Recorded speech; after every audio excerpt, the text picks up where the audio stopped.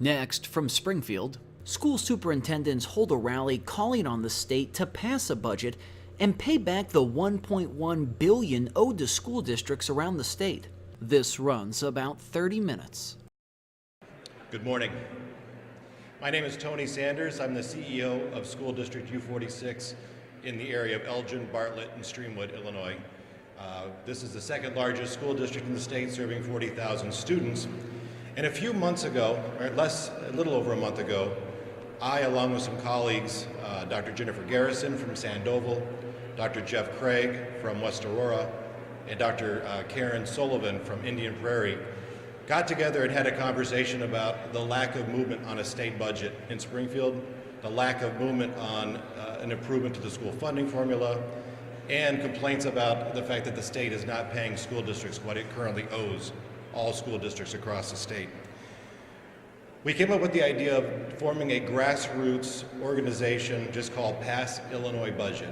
We are not affiliated with any statewide organizations. We are not funded by any organizations. We just started emailing superintendents from across the state, asking them to join us in a movement with three key messages.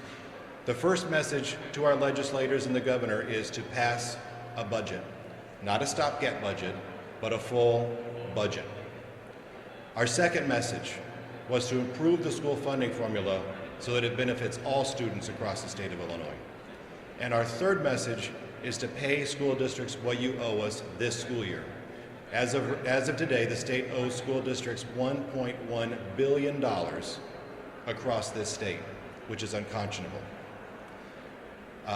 Joining me today behind me are about 50 superintendents of the Pass Illinois Budget campaign, which now totals 440 superintendents in total, representing 1.4 million school children, which is 69% of students in Illinois.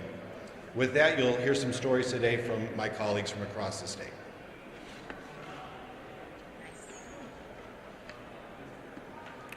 Good morning. I'm Karen Sullivan. I am superintendent at the Indian Prairie District 204. We serve 28,500 students in the suburbs of Naperville, Aurora, Bolingbrook, and Plainfield. We believe we provide an excellent education for our students in our district, but that is certainly being threatened by cuts in state funding to our district. So I know that when many of you hear Naperville in my coverage area, you immediately think that we are significantly well off. Well, Indian Prairie is not. I characterize us as a middle-class school district. 20% of our students are low income. We have over 100 languages in our school district. We spend significantly less than the state average, and we have had to make significant budget cuts due to less state funding over the last several years, to the tune of $40 million. We've been very fiscally responsible with our taxpayers who shoulder a pretty significant tax burden for their schools. But as part of all those budget cuts, we are a district with significantly high class sizes and less administrators than other districts in this state. Our community is one that believes in a balanced budget where your revenues match your expenditures. We can't make that promise to our local taxpayers because the state doesn't meet their obligations to pay their schools. Indian Prairie will end this school year with the state owing us $15.3 million in categorical payments. That's the equivalent to us of a 44% general state aid proration. We can't keep operating at the same level with fewer dollars from year to year. The next round of cuts will significantly directly impact our students. We implore that our elected officials just do their job. We need a full state budget, one in which revenues actually match expenditures. We need a new school funding formula that will more adequately and equitably fund our schools, and we need the state of Illinois to meet their financial obligations. Most importantly, we need the state of Illinois to meet their moral obligations to our future, which is our students. Thank you.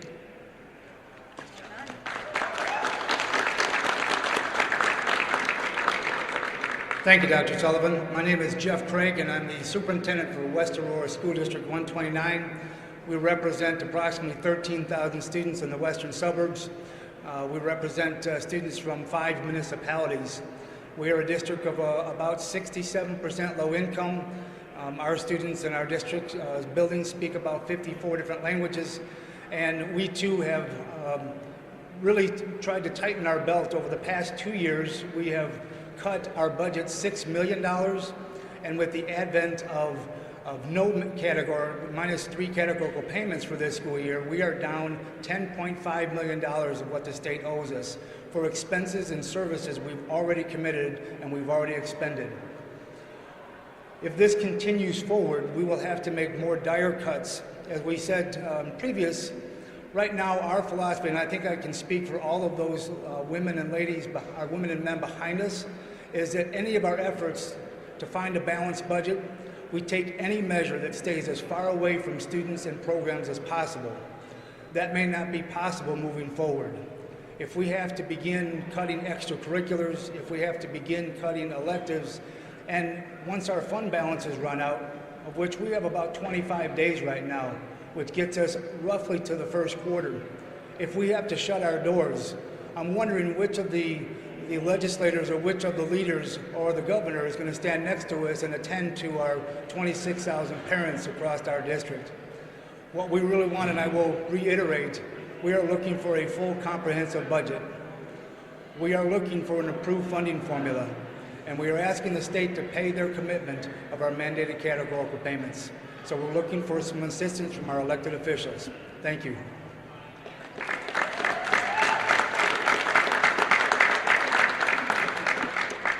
Good afternoon. I am Jennifer Gill. I am the superintendent of Springfield Public Schools District 186, and I'm uniquely located just a few blocks away from the Capitol.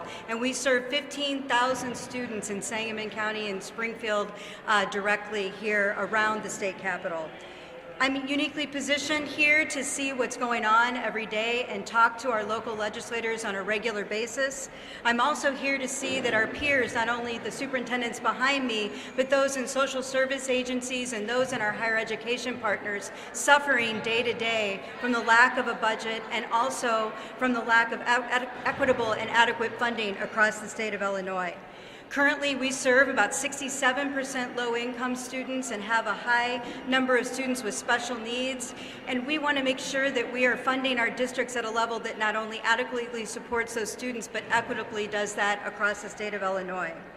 Although we're very appreciative of the full general state aid this year, the lack of categorical funding to my district is mounting close to $10 million owed. Oftentimes when I'm in conversations about how is the budget affecting you, I say no business would run a budget where they know they're $10 million behind and anticipating that money and operating as if it will come and having that worry that it may not. So once again, our 3 points today are: please pass a budget for the state of Illinois. 2, make sure we fix the current education funding, that conversation's going on right now as we speak. And 3, make sure that all of our categorical payments come to us in a regular time so that we can budget appropriately for the students in the state of Illinois. Thank you.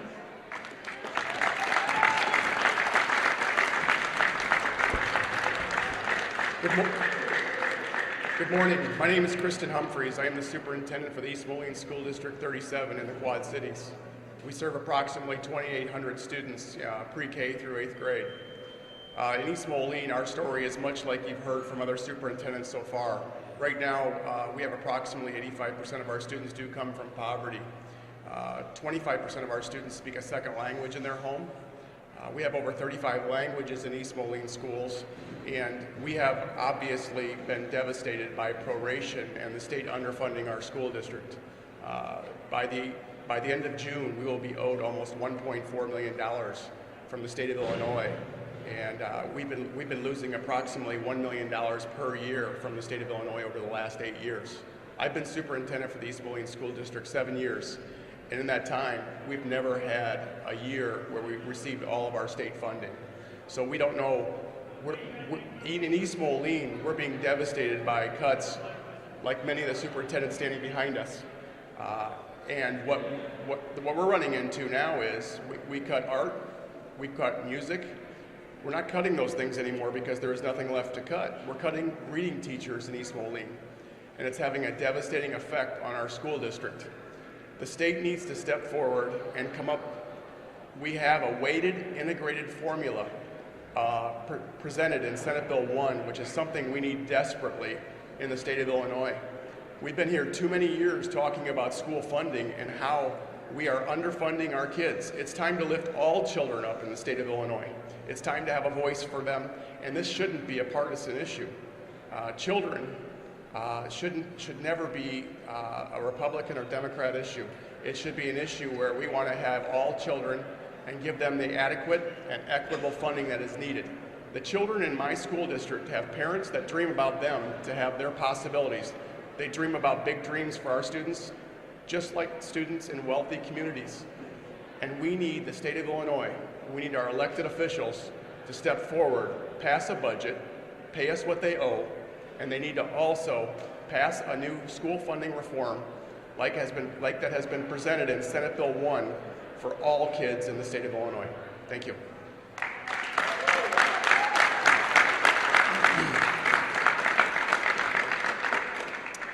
Good afternoon, everyone. I'm Ralph Grimm, and I'm the superintendent of the Galesburg School District in Galesburg, Illinois, and Western Illinois. Our numbers are much like what you've heard this morning. We've cut $3.25 million from our operating funds over the last 2 years. We've raised taxes $2.25 million. We've cut over 60 full-time equivalent positions, and the state owes us a boatload of money. Proration has cost us $8.6 million during the 7 years or so that general state aid was prorated. And this year on June 30th, the state will owe us $3 million in unpaid mandated categoricals. So our story is very similar to those that you're hearing, and this is happening in school districts across this state. And I want to ask the question, isn't it time for something different to be done? It's time today to get a new funding formula. It's time today to get a budget. It's time to end this nonsense that has robbed our children, 2.1 million children who attend public schools in Illinois, of a high-quality education. If you think about the effect of proration and the lack of payment of the mandated categoricals over time, we have students who will be entering high school next year who know nothing but an underfunded educational system.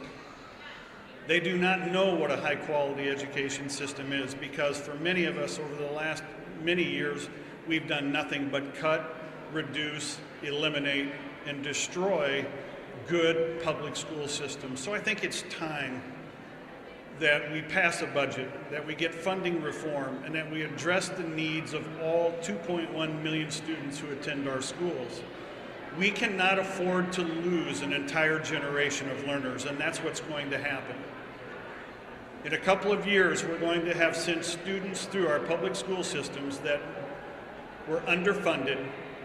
They did not have similar opportunities, and they are not as well prepared as we would like them to be. It's time, ladies and gentlemen. It's time to get this done today. It's time for all of us to get angry, to get vocal, to get active, and to make this happen. Time is running out for our kids. The time is now. So help us get this done today. Thank you.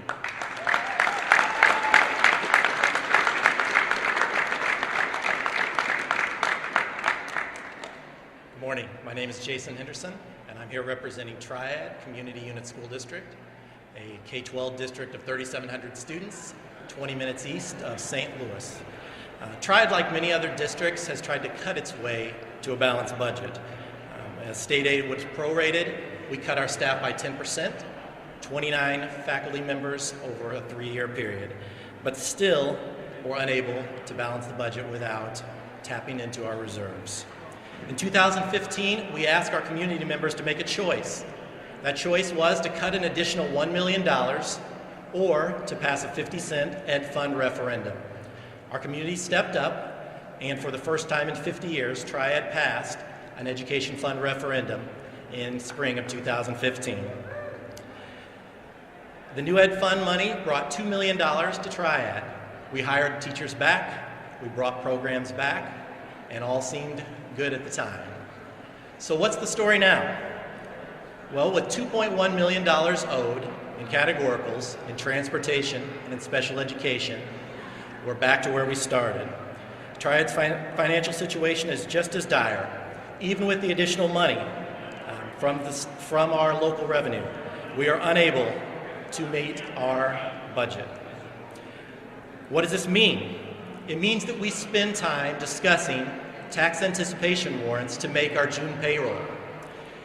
It means talking with our board and community about cutting back transportation costs and having students pay to ride every place they go.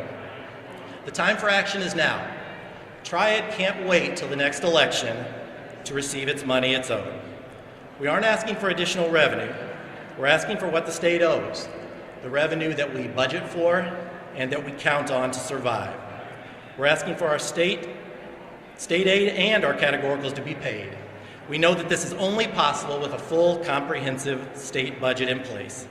It's bad enough that the state has broken its promises to Triad and to the other districts up here, but forcing us to break our promises to our community is not acceptable. Leaders in Springfield, pass a budget today that will allow the state to meet its obligations to the districts and students of Illinois. Thank you.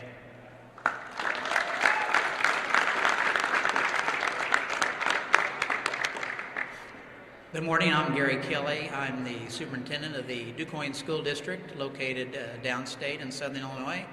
We're a school district of about 1,500 students serving grades K through 12.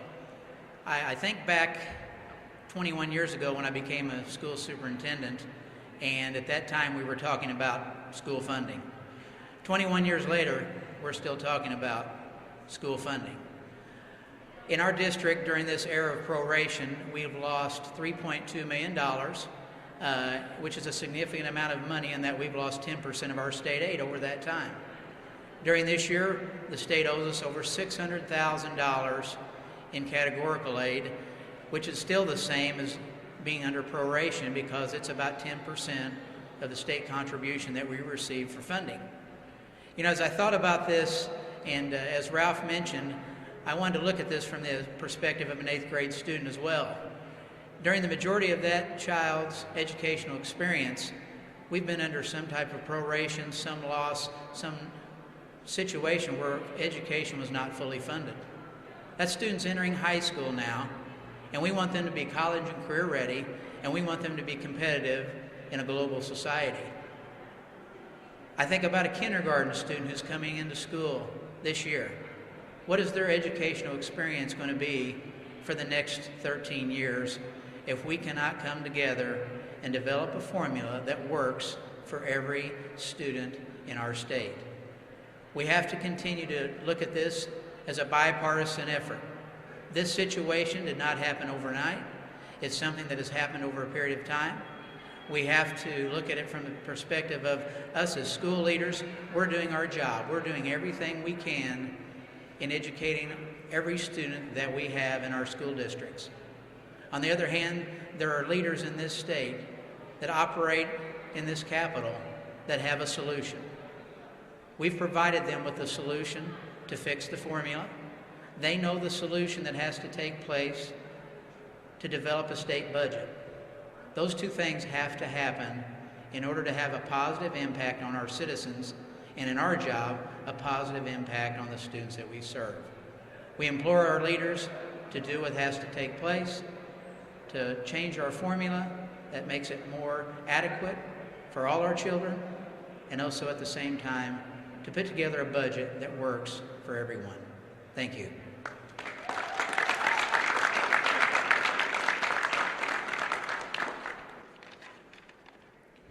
Good morning, my name is Wes Olsen. I'm a superintendent at Bond County Unit 2.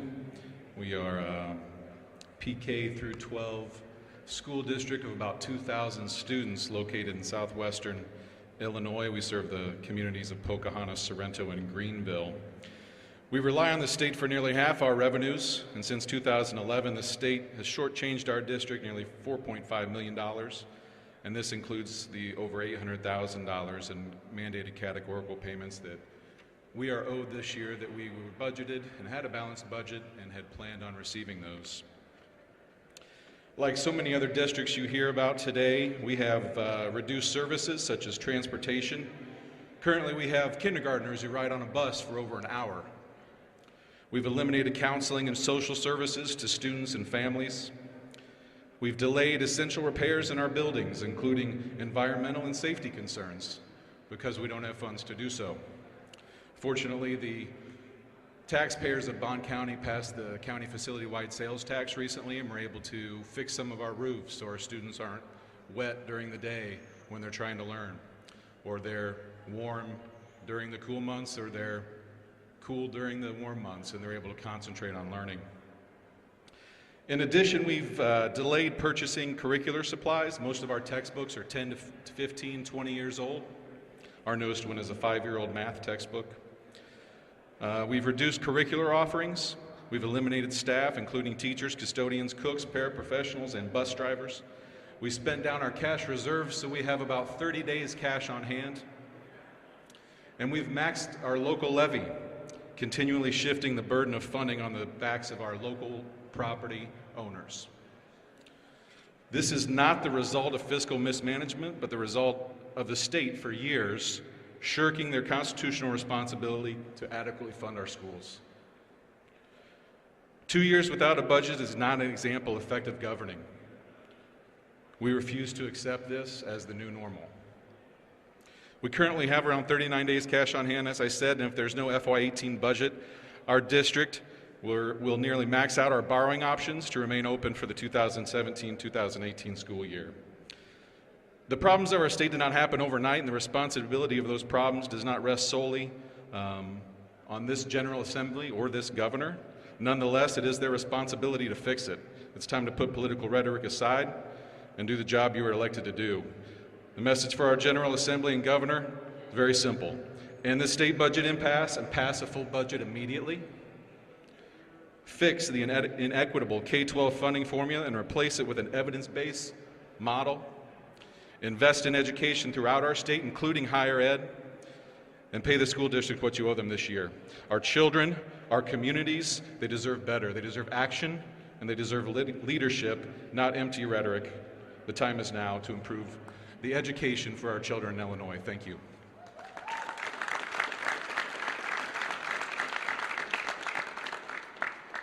Good morning. My name is John Bartell. I'm the superintendent of Bloomingdale School District 13 in Northeast DuPage County. Currently, Bloomingdale residents support District 13 by paying taxes that provide roughly 92% of our revenue. Now, how can that happen? Well, it happens when you have a 47-year-old formula that has never been altered or changed over time in order for the state to pick up its share of the burden. It also results in prorations that take place in state payments, and even though we receive 6% from the state, it's enough to cost us 15 staff people or potentially Chromebooks for at least more than half of our students, which use them now solely for curriculum access. We teach our students 21st century learning skills. And when we do this, we teach them this, the importance of collaboration and working together.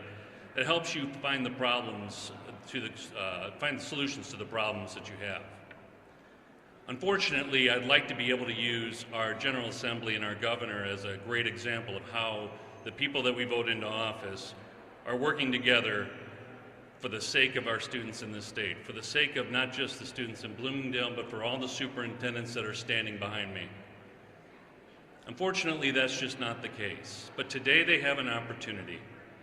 They can first pass a budget that will help support sister agencies to our school district, such as our social service agencies that help our families, as well as our public universities that have been great partners but are struggling right now to make sure their programs are viable. Second, they can fix the formula. The formula is, as I said, 47 years old. It's time for making adjustments so that the state picks up its fair share of the funding for all students in the state of Illinois and not rely on local communities to have to fill the gap. And finally, releasing our funds to all of us in the state of Illinois helps us to have to avoid having those difficult conversations with our community to explain to the parents of children why they can't have something when their older children were able to get it. I stand here today representing the group behind me, proudly to ask our general legislature to pass the budget today.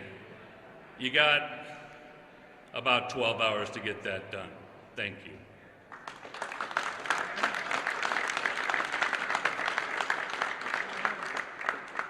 Hello, I'm Jennifer Garrison, Superintendent of Sandoval 501, about 2 hours south. In conclusion, I want to point out that we have 440 districts. We are 440 districts strong. We are here today, May 31st. It is the end of regular session. You have one job to do today, legislature, to pass a comprehensive budget. Let's say we have 2 jobs, and to fix the formula. We are asking for an adequate, equitable formula, not a stopgap budget, a comprehensive budget. If you are listening to this as a legislator, just think of the 1.4 million children we represent. We are looking at you through their eyes. Again, it's May 31st. Let's pass the budget.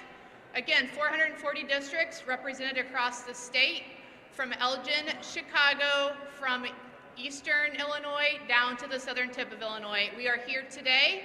Thank you for the press that are available. We will have individual superintendents available for your questions. Thank you.